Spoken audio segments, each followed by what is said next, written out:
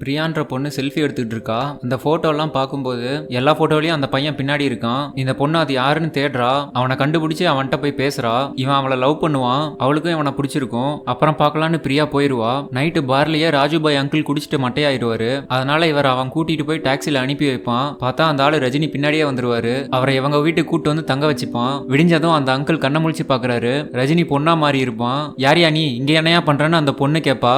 ரஜினின்னு ஒருத்தன் இருந்தானே அந்த பையன் எங்கன்னு கேட்பாரு. அதெல்லாம் தெரியல, இது என்னோட வீடு, நீ கிளம்புன்னு சொல்லுவா. அவரு டவுட்டோடயே போயிருவாரு. இந்த பொண்ணு ஆபீஸ் போறா. அங்க கார்த்திக்னு ஒரு பையன் இவளை லவ் பண்ணுவான். இவளும் அவன் கூட பேசி பழகி லவ் பண்ண ஆரம்பிச்சிடுறாங்க.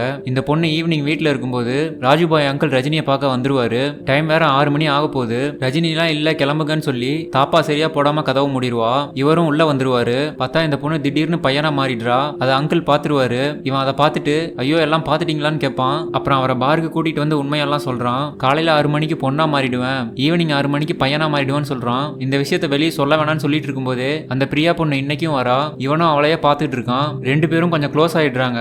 இவன் கார்ல அவளை கூட்டிட்டு போறான். இவன் பொண்ணா மாற விஷயத்த சொல்ல ட்ரை பண்றான். ஆனா எப்படி சொல்றதுன்னு யோசிக்கிறான். சொல்லாமே அவளை டிராப் பண்ணிட்டு போயிருவான். அடுத்த நாள் ரஜினி ஆபீஸ்ல ஒர்க் பண்ணிட்டு இருக்கா. பார்த்தா டைம் 6 மணி ஆக போகுது. அதனால வேகமா கிளம்புறா. அதே நேரத்தில் அவங்க கம்பெனி மேனேஜர் இவளோட டீடைல்ஸ் எல்லாம் செக் பண்ணிட்டு இருக்காரு. இவரோட டீடைல்ஸ் பார்த்து இவன் மேல சந்தேகம் வந்துடும். ரஜினி கேபுக்கு வெயிட் பண்ணிட்டு இருக்கும்போது அந்த மேனேஜர் கார்ல வந்து வாங்க நான் டிராப் பண்றேன்னு சொல்லுவாரு. இவளும் டைம் ஆயிடுச்சுன்னு அவங்க கூடயே போறா. டைம் ஆக போகுதுன்னு காரை பாதியிலே நிறுத்த சொல்லிட்டு எமர்ஜென்சின்னு சொல்லி சாரி கேட்டு போயிருவா. இந்த மேனேஜர் இந்த பொண்ணை பத்தி சீக்கிரட்டை கண்டுபிடிக்கிறதுக்காக ஆளுங்களை செட் பண்ணி இருப்பாரு. அதனால இவன் நடந்து போகும்போதே வேணும்னே இவன் மேல ஒருத்தன் வந்து இடிச்சிருவான். இவளை துரத்துவாங்க. அப்படியே துரத்திக்கிட்டே போவாங்க. திடீர்னு ஒருத்தன் பறந்து வந்து விழுவான். பார்த்தா அவ பையனா மாறிட்டான். சுடிதார் போட்டு நடந்து வருவான். அப்புறம் என்ன இவங்களை எல்லாரையும் அடிச்சு போட்டுருவான். அடிச்சு போட்டு இவன் வீட்டுக்கு வருவான். வந்தா வீட்டுக்கு வெளியே பிரியா இருப்பா.